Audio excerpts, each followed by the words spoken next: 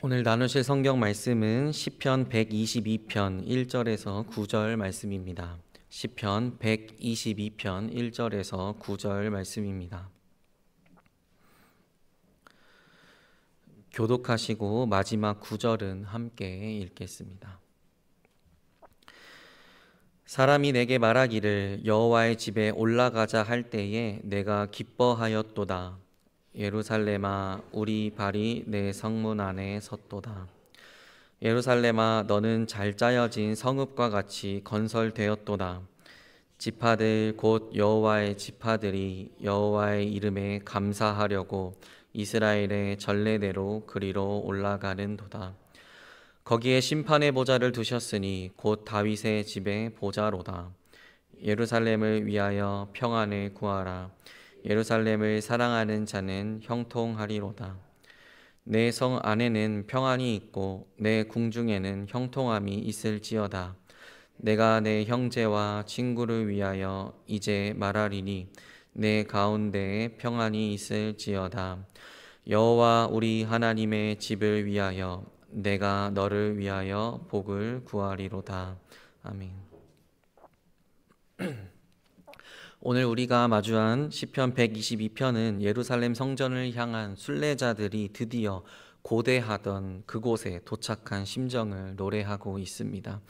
곳곳에 위험이 도사리고 있는 순례길을 마치고 안전하게 목적지에 도착한 이들은 어떤 심정이었을지 기대하면서 본문을 마주하기를 원합니다. 1절과 2절입니다. 사람이 내게 말하기를 여호와의 집에 올라가자 할 때에 내가 기뻐하였도다. 예루살렘아 우리 발이 내 성문 안에 섰도다.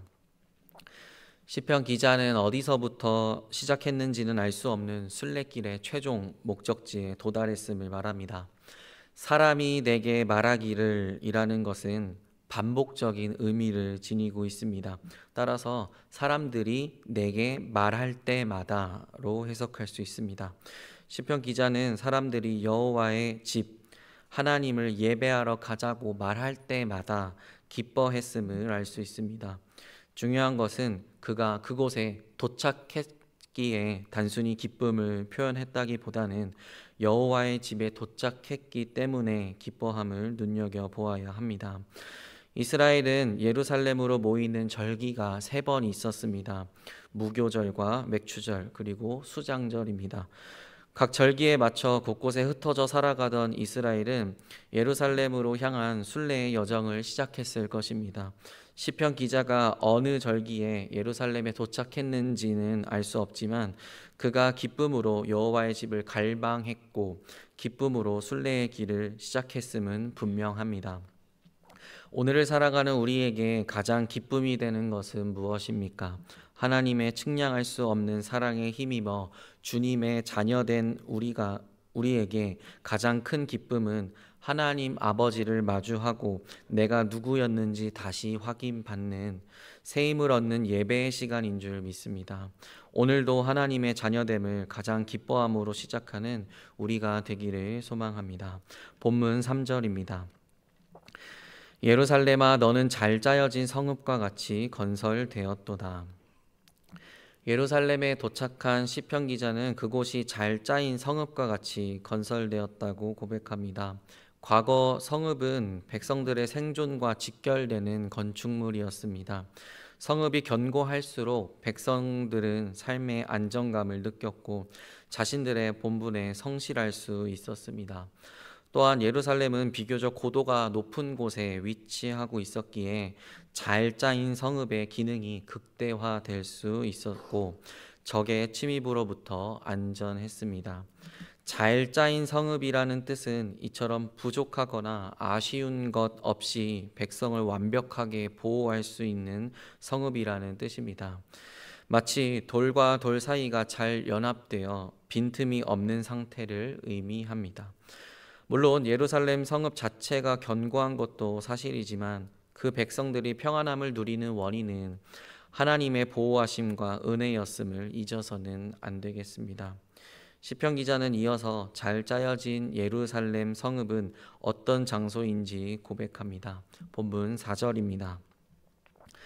지파들 곧 여호와의 지파들이 여호와의 이름에 감사하려고 이스라엘의 전례대로 그리로 올라가는도다. 예루살렘은 이스라엘 백성이 하나님을 예배하는 처소로 사용되었습니다. 이스라엘은 한 분 하나님을 모여서 예배하는 방식으로 그들의 정체성을 다시 확인했습니다. 각 지역에 흩어져 하나님이 주신 계명으로 살아가지만 1년에 3번은 반드시 예루살렘으로 모여 하나님께 예배드리고 자신이 누구의 백성인지 다시 확인받는 시간이었습니다. 이것은 이스라엘의 전례대로 행해졌습니다. 전례대로라는 뜻은 이스라엘에게 주신 말씀에 따라라는 의미를 지녔습니다. 따라서 이들이 예루살렘에 모여 예배하는 것은 자신들의 의지와 전통이 아닌 하나님이 정해주신 방법이자 길임을 확인할 수 있습니다. 그리고 이스라엘은 하나님이 주신 말씀에 따라 예배 드릴 때에 감사로 모였다고 합니다. 그런데 무엇에 대한 감사였습니까? 바로 여호와의 이름에 대한 감사였습니다. 여호와 하나님의 이름에 대해 감사한다는 것은 언약의 하나님, 신실하신 하나님에 대한 감사입니다. 다시 말해 이스라엘 자손이 애굽에서 고통당할 때에 그들의 조상 아브라함과 이삭과 야곱의 하나님께서 그들에게 언약하신 신실한 하나님에 대한 감사입니다. 그렇게 언약에 신실하신 하나님은 자기 자신을 이렇게 소개하십니다. 출애굽기 34장 6절입니다. 여호와께서 그의 앞으로 지나시며 선포하시되 여호와라 여호와라 자비롭고 은혜롭고 노하기를 더디하고 인자와 진실이 많은 하나님이라. 자비롭고 은혜롭고 노하기를 더디하고 인자와 진실이 많은 하나님은 독생자 예수 그리스도를 보내주심으로 자신의 이름을 선포하셨습니다. 우리는 모두 그 은혜 받은 자로 오늘 호흡하고 있습니다. 우리가 오늘 감사할 제목은 무엇입니까?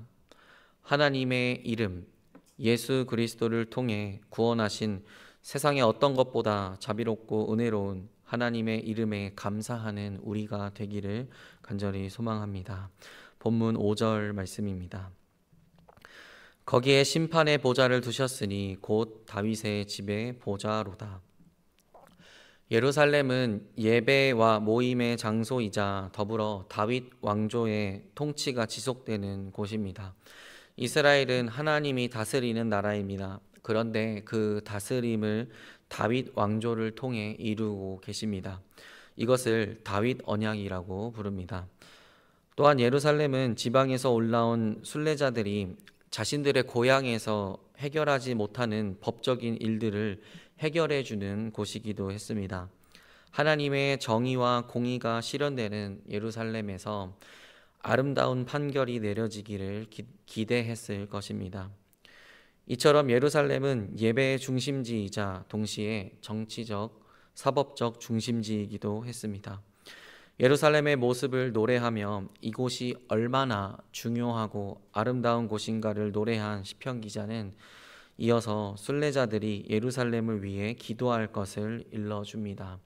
6절과 7절입니다. 예루살렘을 위하여 평안을 구하라. 예루살렘을 사랑하는 자는 형통하리로다. 내 성 안에는 평안이 있고 내 궁중에는 형통함이 있을지어다.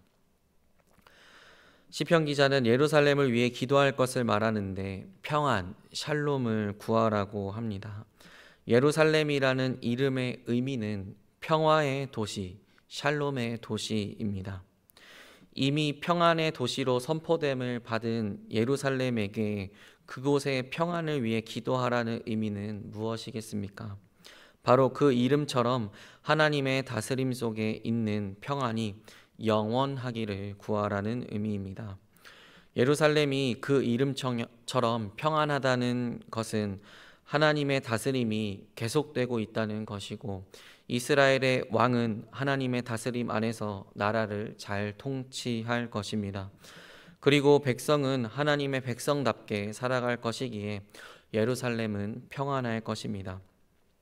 하나님의 다스림 안에 평안 누림을 소망하고 사랑하는 사람은 형통할 것입니다. 왜냐하면 그가 하나님이 주인 되심을 소망하고 그 안에서 즐거워하기 때문입니다. 이것은 순례자들이 살고 있는 모든 곳에서도 마찬가지입니다. 오늘을 살아가는 우리도 평안을 구했으면 좋겠습니다. 우리 교회의 평안을 위해 기도하며 우리 나라의 평안을 구하길 소망합니다. 평안을 구한다는 것은 단순히 평화롭다는 것을 넘어 하나님의 다스림 속 창조의 목적 안에서 조화롭고 온전한 상태이기를 구하는 것입니다. 하나님의 평안을 구하며 그 평안을 전하는 주님의 통로로 쓰임받는 오늘이 되기를 소망합니다. 시편 기자는 이어서 기도하는 사람을 위해서도 기도하기를 권면합니다. 8절과 9절입니다. 내가 내 형제와 친구를 위하여 이제 말하리니 내 가운데에 평안이 있을지어다. 여호와 우리 하나님의 집을 위하여 내가 너를 위하여 복을 구하리로다. 시편 기자는 예루살렘의 평안을 위해 기도하는 형제와 친구에게도 평안이 있을 것을 구하라고 합니다. 예루살렘의 평안을 위해 기도하는 자신의 주변에도 동일한 은혜가 넘치기를 구하는 것입니다. 하나님 나라가 누룩과 같이 퍼져나가는 것처럼 하나님의 다스림 속 평안이 퍼져나가기를 시편 기자는 자기 주변을 위해서도 기도하기를 시작합니다. 또한 그는 여호와 우리 하나님의 집을 위하여 기도한다고 합니다. 예루살렘 성전에서 예배하는 모든 이들을 위해 복을 구하고 있습니다. 오늘을 살아가는 우리에게도 그리스도 예수께 잡힌 바 된 그것을 향한 믿음의 달리기를 함께하는 동역자들이 있습니다. 말씀과 삶을 나누며 위로와 힘을 얻는 구역 식구들, 주님의 몸된 교회와 세상을 위해 보이는 곳이나 보이지 않는 곳에서 봉사하는 봉사팀원들, 말씀으로 교우님들의 삶을 살피는 교역자들 모두 믿음의 다름질을 함께하는 동역자입니다. 우리의 기도의 지경이 넓어짐과 동시에 하나님의 평안을 구하는 아름다운 공동체가 되기를 소망합니다. 순례길의 목적지에 도달하여 기쁨을 감출 수 없어 예루살렘을 위하여 평안을 구했던 것처럼 우리 또한 삶 속에서 하나님 앞에 무릎을 꿇고 서로의 평안을 위해 기도하는 우리가 되기를 간절히 소망합니다. 아울러 이렇게 주님의 평안을 구할 때에 우리에게 참된 평안 예수님을 주신 여호와 하나님의 이름을 더욱 깊숙이 풍성히 누리며 하나님과의 친밀한 사귐이 지속되는 오늘이 되기를 간절히 소망합니다. 기도하시겠습니다. 하나님 아버지, 새벽을 깨우시고 말씀을 통해 주님 생각하게 하시니 감사드립니다. 순례길의 목적지 예루살렘에 도착한 이들은 예루살렘의 평안을 위해 기도했습니다. 또한 서로의 평안을 위해서도 기도했습니다.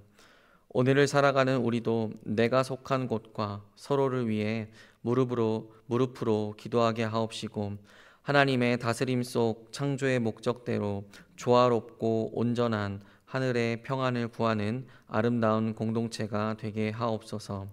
예수님의 이름으로 기도드립니다. 아멘.